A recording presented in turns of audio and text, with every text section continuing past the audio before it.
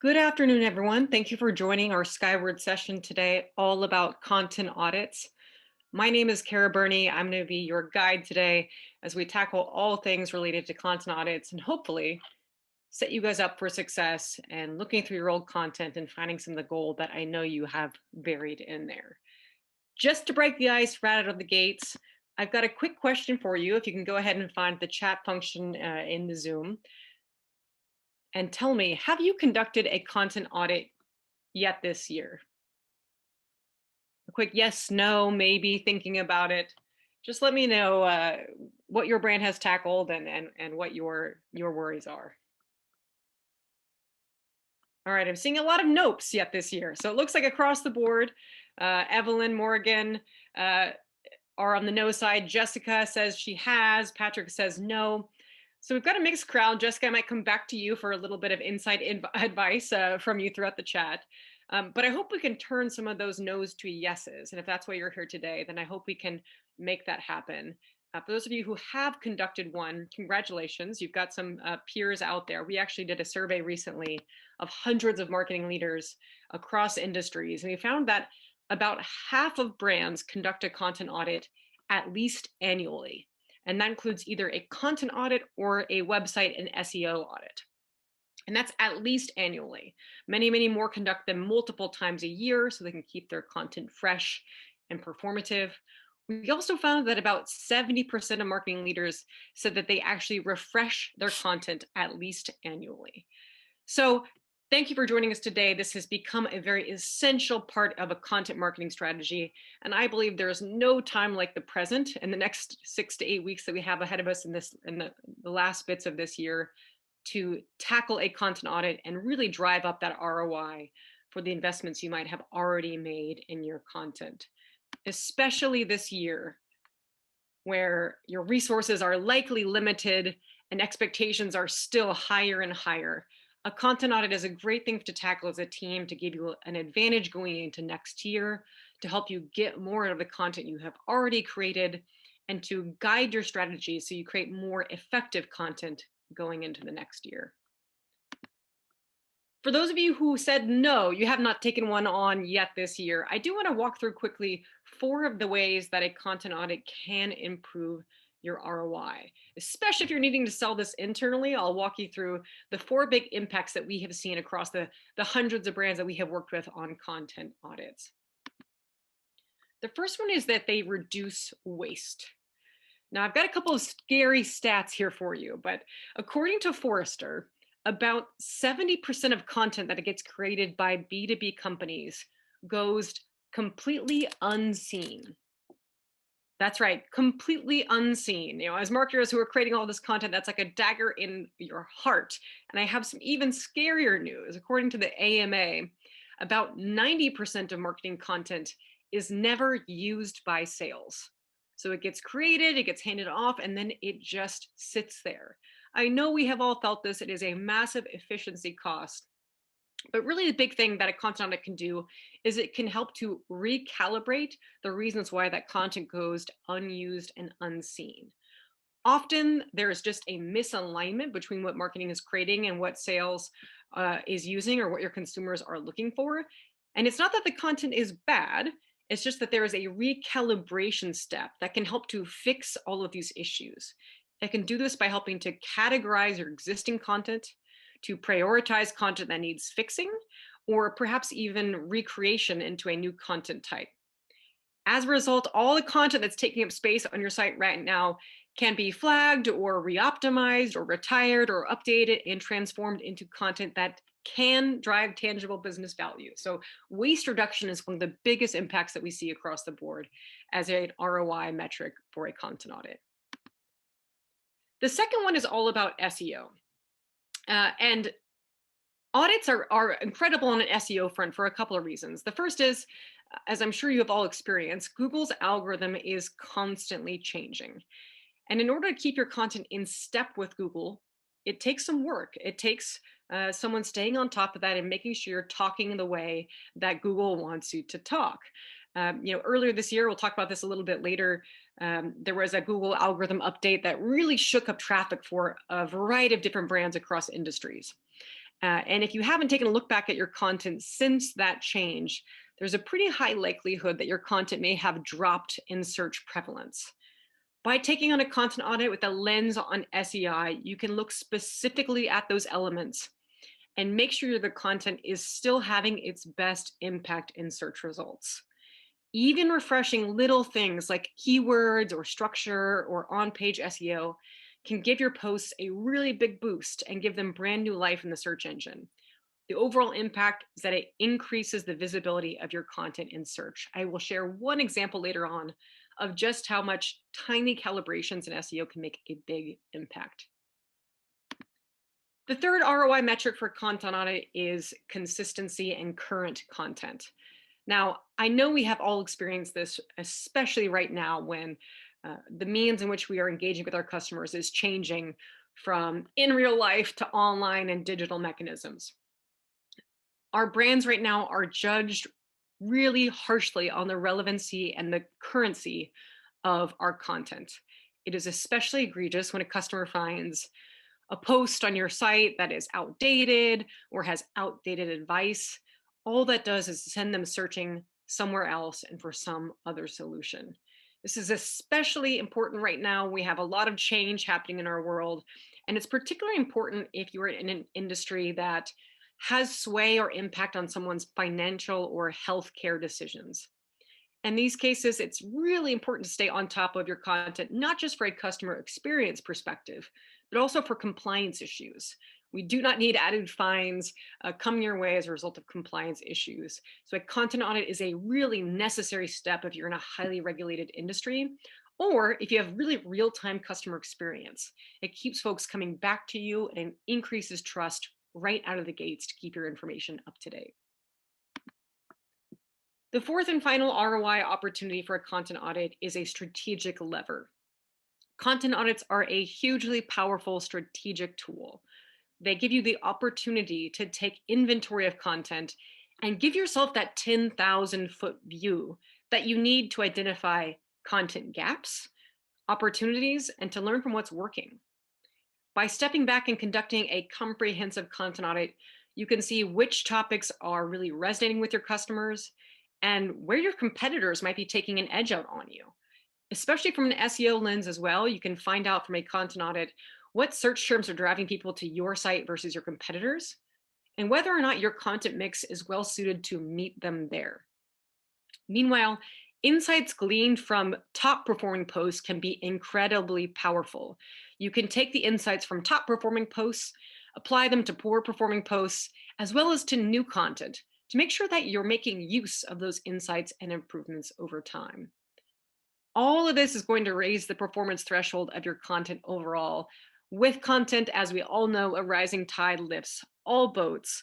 And by improving even a few pieces of content, you can sustain that momentum going forward. I, for this reason, love a content audit at this time of year. It helps me to get clear and focused on my content strategy going into next year so I can make the right bets for my brand. So again, quick show of hands, because I know we're all stepping away and we're all used to getting Zoom fatigue. Quick chat session for you all. Which of these 4 ROI opportunities are you most intrigued by about a content audit? And Jessica, I know you've completed one. Which one was most impactful for you in your content audit? Go ahead and use the chat function to chime in.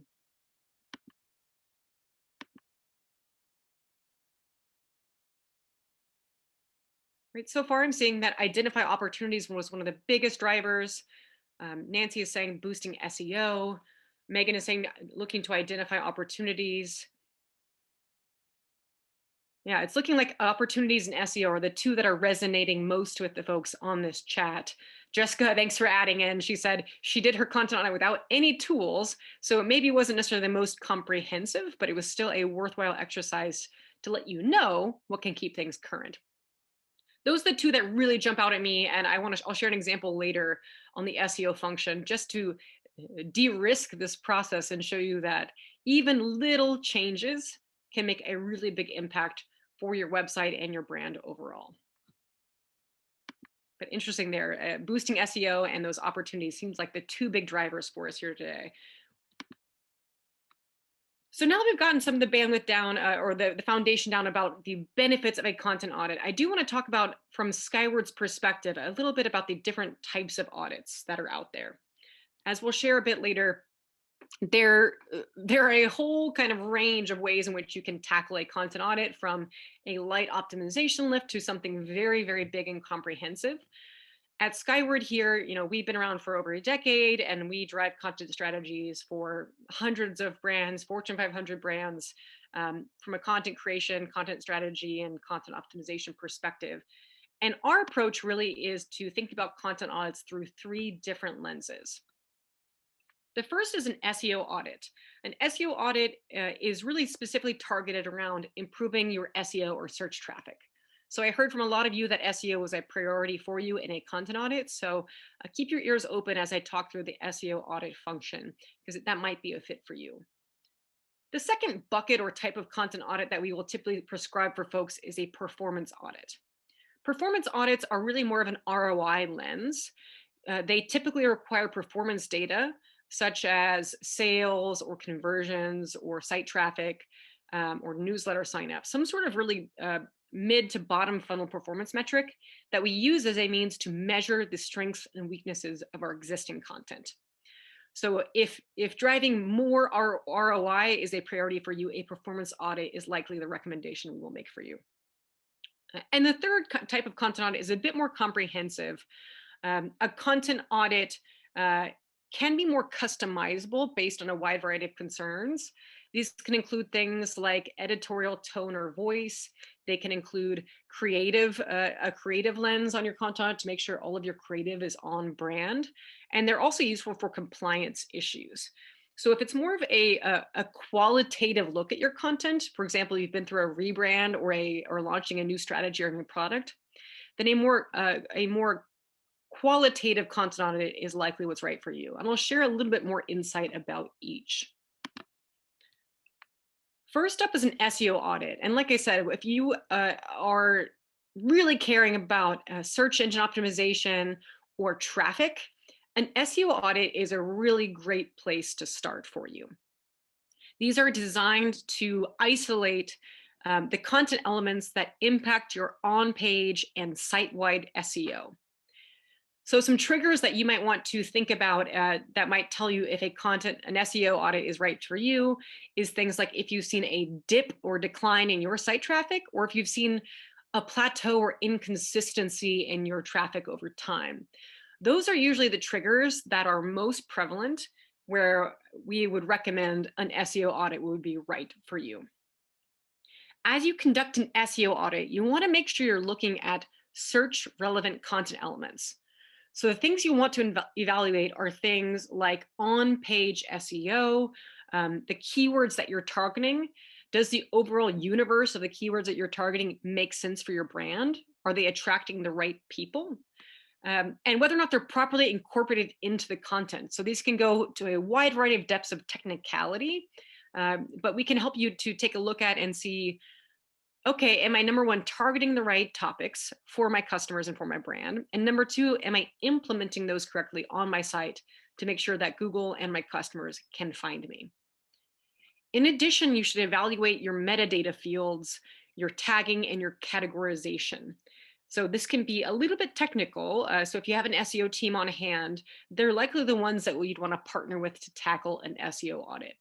They can help you look at the overall quality, structure, and length of your content, as well as the integrity of any links or images. We recommend looking at backlinks to identify external sources that are driving traffic to your site as well. We also typically would recommend that you perform a site-wide analysis as well as page-specific analysis here. So tools like Screaming Frog can be great and hugely helpful for this, that can run a full site-wide audit and flag any pages that are having load time issues or any 404 errors that will really drag down the overall performance of your website. I will share one example of a lower level lift of an SEO audit a bit later.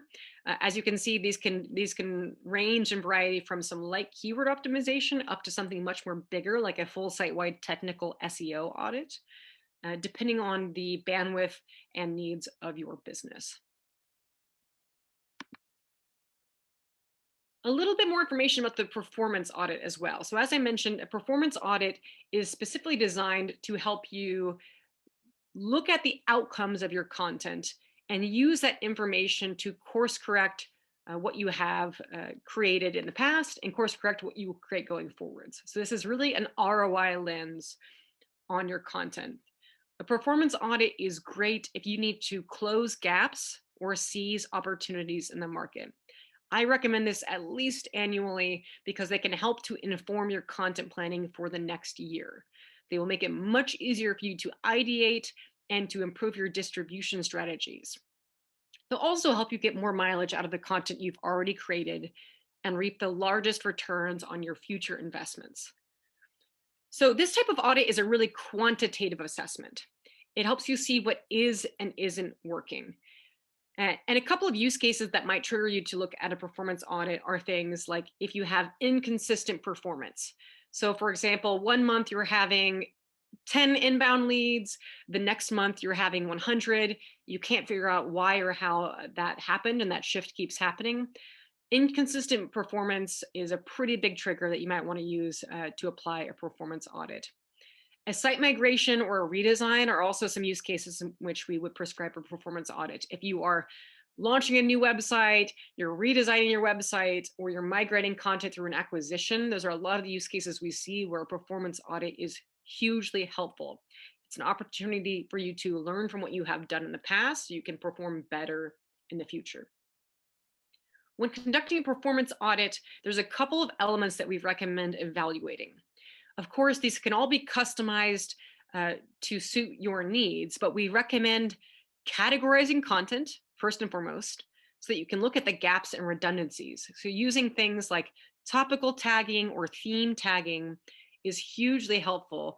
You can even do customer journey tagging, saying, okay, this is top of funnel, mid funnel, low funnel. And it helps you to get stock of the makeup of content you've created to see where there's gaps or inconsistencies, or where you might be leaving your customers hanging. We also recommend looking at things like your distribution methods. So you can look at the traffic that's coming back to your website from social, from email, from referral traffic. That helps you give insight into whether or not it's a content issue or is it a distribution issue. Meaning maybe your content is fantastic, but it's just not getting enough light of day. Maybe it hasn't been picked up by enough peers or industry sources to drive more traffic back.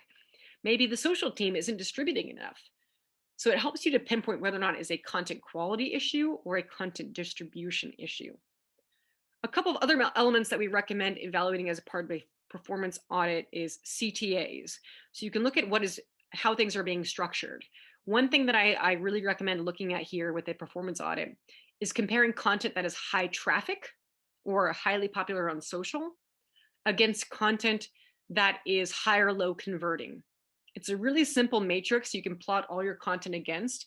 What is getting eyeballs versus what is converting? If content is in a top right quadrant there, it's really high traffic and high converting. Those are your winners. Those are what you want to create more of or distribute more because it's high traffic and high converting. If something is high traffic but low conversion, that's a trigger for you to take a look at your CTAs. Perhaps you can play around with the site design or a pop-up on your page to increase the conversion of those pages because you're getting eyeballs, you're just not getting conversion to happen. Maybe you can plug in a link to a relevant piece of content to drive people deeper into your website or your funnel. On the flip side, if something is really high converting but has low traffic or it is not doing well on social, that's a trigger for you to think about your distribution mechanism. If it's a really high converting piece, how could I get this out in front of more folks so I can capture more of that conversion? So it's a really simple framework that you can use to analyze content to figure out which pieces you need to do which calibrations for to get the most out of them. The third type of content audit that I really want to speak to is our more comprehensive content audit. And like I said, where a performance audit is more quantitative, a content audit is more qualitative. So this is the most robust type of content audit that we bucket out there.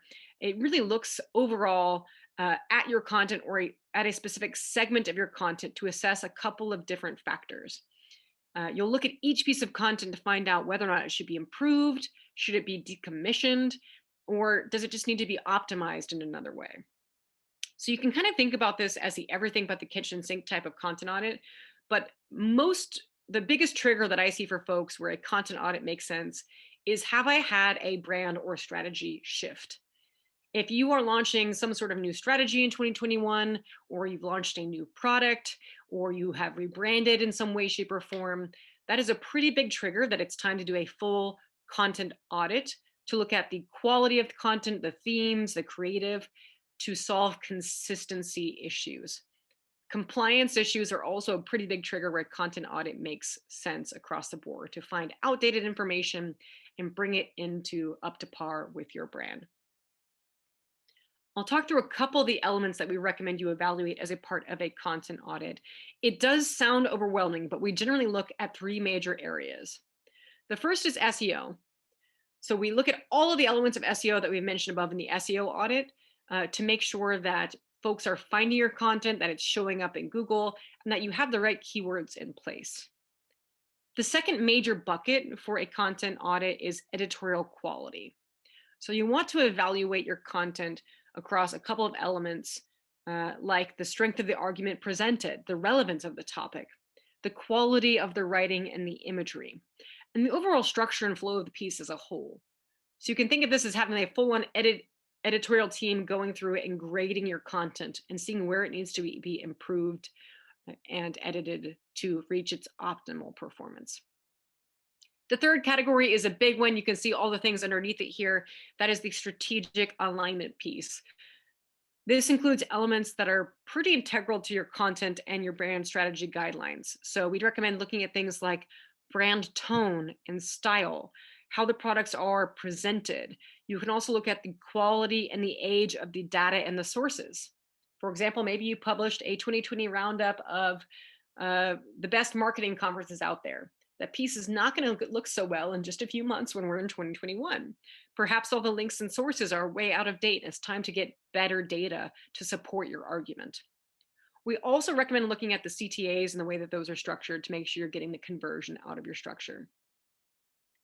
With business priorities constantly shifting, this type of audit is really what you need to identify content that isn't compliant with your current strategy. So like I said, if you've undergone a brand or strategy shift, or you have one coming up in 2021, I would highly recommend this type of audit to make sure that your site is consistent, it is accurate, and it is reflective of those changes. Now, I know these three types of audits can sound overwhelming. You do not need all three necessarily. It's all about what is right for your brand. As we like to say around Skyward and to our clients, going after the audit strategy that is right for you, no more and no less, will save you time and effort.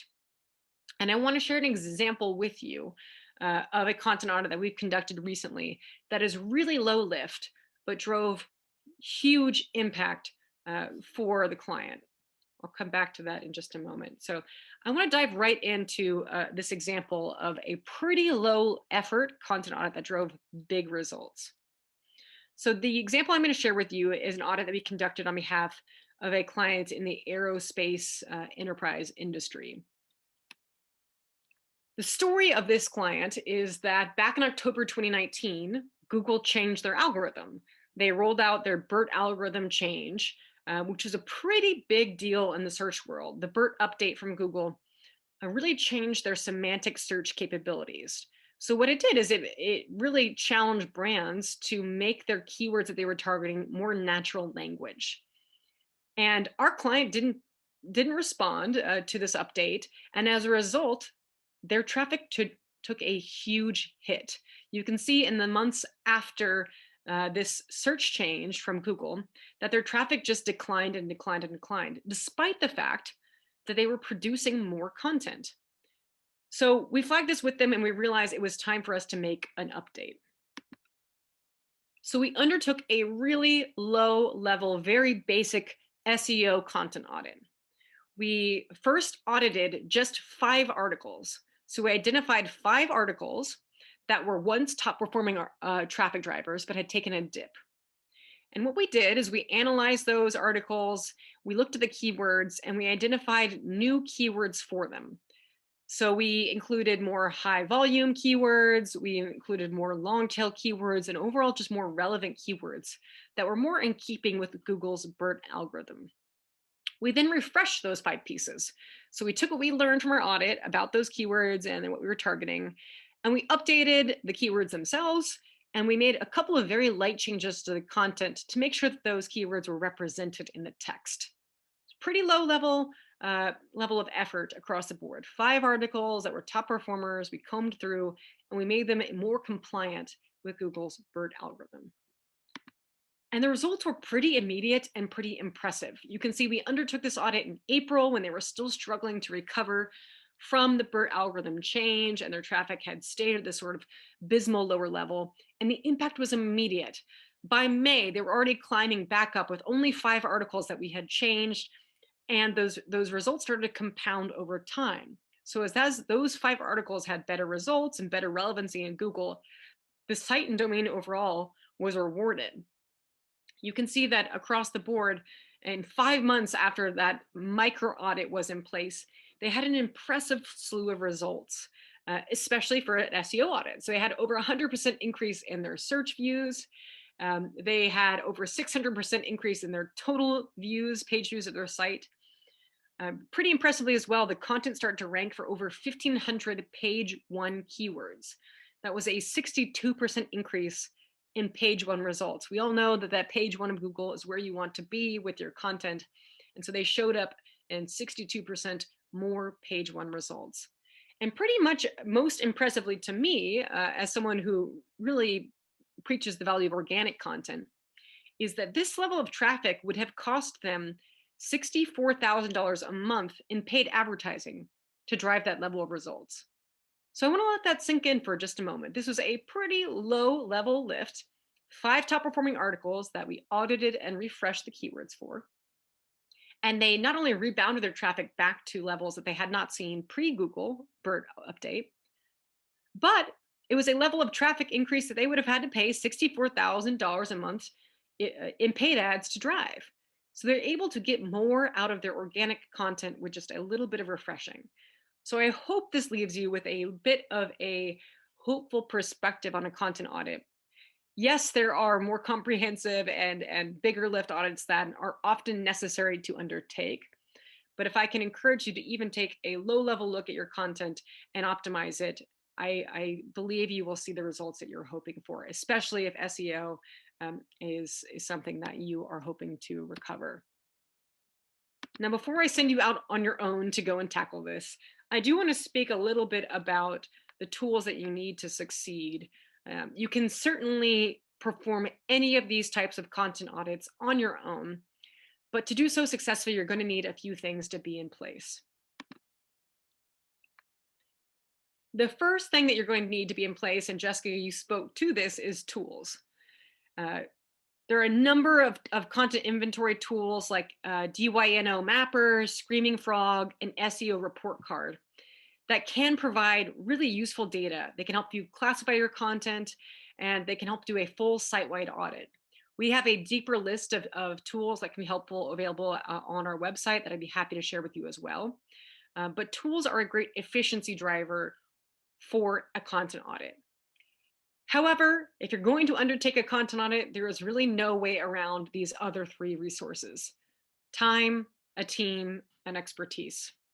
There's really no way to get around the fact that you need a little bit of human support to turn this data into meaningful insights and to implement the changes you discover. Expertise is also something that I cannot stress enough. It's also pretty critical that the team analyzing and making the recommendations understands the nuances of SEO, of editorial quality, of your overall content strategy and brand voice and tone. Without that level of expertise, your recommendations won't be as reliable and won't have as much of a meaningful result. So if you're looking to do this yourself in-house, I highly recommend you think about the expertise you have available to you.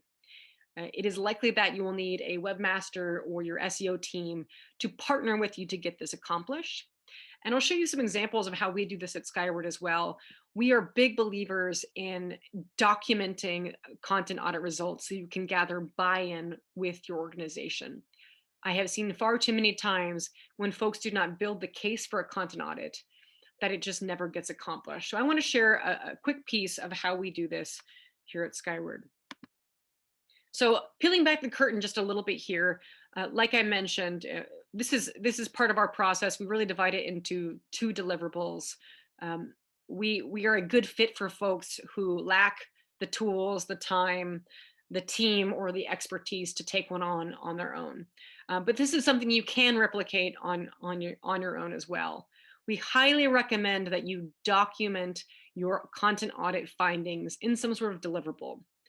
What this does is just gives stakeholders and your team members in your organization the opportunity to agree on the problem. So, for example, Microsoft underwent a content audit just a few years back, and Microsoft found that they had 10 million pieces of content, but 3 million of those pieces of content had never been seen. That is a huge level of waste. It is a 30% level of waste in content. The auditing part of a content audit is documenting your findings so that folks can agree on the problem and the level of fix. So important first step of a content audit is to document the problem, document the content that you have available, what is wrong with it, what is working well, and what you should do about it. At Skyward, this is a sneak peek at what we deliver to our clients. It's the first of two deliverables that we offer, which is our content audit playbook. This is the strategic output. It contains a summary of what we observed, the lessons we drew from our evaluations, and the actionable roadmap to solve it. Whether or not you work with Skyward or someone else, we highly, highly recommend that you document these findings so that everyone can get on board. The second piece that we provide and that we recommend you take on if you're going to tackle this yourself is what we call a content audit workbook. This deliverable is a tactical output. So it is an asset by asset evaluation and plan of action for how each piece should be updated. Now, the criteria is flexible and should be decided on by your stakeholder team. But on each asset level, the level of effort and type of action should be documented. So this includes the audit's, detailed working materials such as the scoring methodology, a detailed record of each piece of content and how it's scored against that criteria, and the resulting recommendations for each piece of content. What this does is it allows you to look at the overall inventory of content by topic, by content type, and by journey and stage. It also makes the recommendations and assessment of each individual asset really easy to tackle. Now, implementing these recommendations can take a ton of time, and it's not uncommon for folks to chunk this out, especially during holiday periods like what we're about to go into. So having an audit workbook documented makes it very, very easy to delegate and track what you have done and what results are coming from the work that you've undertaken. Those are our two big pieces of advice for you. Document your findings and then document the asset by asset workbook. Of course, at Skyward here, we'll be happy to help you. And if you're interested, I'm going to put up two places where you can learn more information. I'm available at kburney@skyward.com.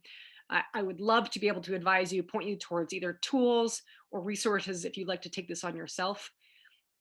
If you're interested in having Skyward guide you on this process as well, we do offer content auditing as a standalone service. You don't have to become a more full-fledged client with us. If that is intriguing to you, you can email learnmore@skyward.com as well. I'm going to pause now and stick around for any questions that folks may have. Otherwise, we will send this information to you with some supplemental information so you can tackle a content audit. I thank you for spending some time with us today, and I hope that you can take on a content audit internally and really drive some results for your brand and squeeze a bit more about what you've already created. Again, calling back to the title here, we believe there is gold in what you've already created. It just takes a little bit of time and effort to squeeze it out.